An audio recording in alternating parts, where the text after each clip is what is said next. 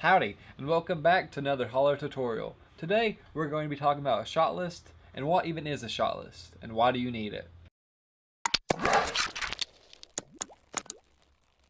So a shot list is basically a collection of shots you want to capture when you go out to film. So let's say you go out to location, and instead of looking around, like wondering what you want to film next, you have a list you can go by with a number and the kind of shot you want. So a shot list isn't just for you, but it's also for your crew, so they know what you want to capture when you go out to location. Now when you make a shot list, you can either be as specific as possible, or you can be very broad. So what does the shot list have in it? Well, usually it'll tell what kind of shot you want. It'll tell if you want any kind of crazy camera movement involved in the shot. And while you're explaining the camera action, you can also explain the character's action.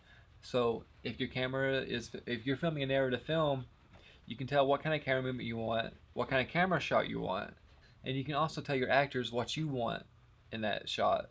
So do you want them to cry? Do you want them to be happy? Do you want them to punch their screen?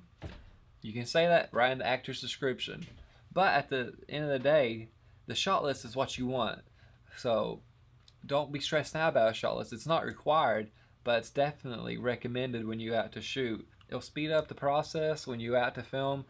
So let's say you show up at 2 and it's not by 6. So you just have a few hours to actually film everything. So if a shot list, you can speed it all along. Everyone will know exactly what you want.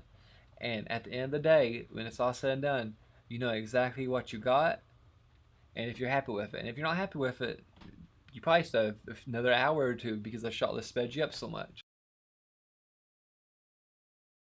So now that you know the basics of how to create a shot list, what kind of shots can you actually put on your list? Because you don't just want to jumble down words and hope that your cameraman or woman just realizes what you're talking about. You want to be specific. So here's a few examples of types of shots you can actually capture.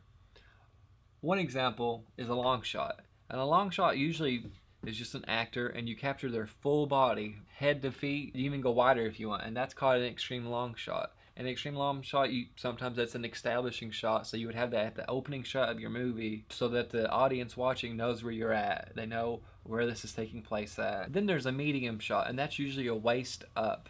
Now this one's pretty simple. You get more close up on your actor. So there's medium shot, which is just a waist up, and there's a medium long shot, which is just basically a medium shot but just farther away. And then there's medium close up, and that's just like chest up. So you're focusing more on the face. Maybe he starts to get emotional and his or her body starts to just move a little bit, and you just want to capture the movement, but you also want to get the face. And then there's also the close-up. The close-up is something you'd want to get if your character starts to become emotional or what they're saying is just really important. Or maybe you're just trying to show off a facial feature, like if they have a scar, maybe the scar is important to the story. But maybe your character has a scar, but there's a deeper meaning behind the scar.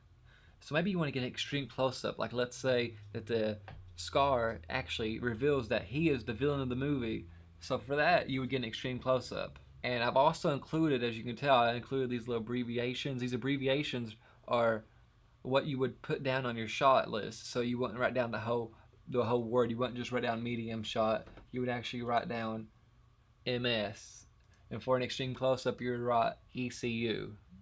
So that's the basics of the shot list and the kind of shots you can capture. Now I left some info below explaining some other shots and maybe other places you can get some ideas for shots. But I'm Adrian Smith, and I'll holler at you later.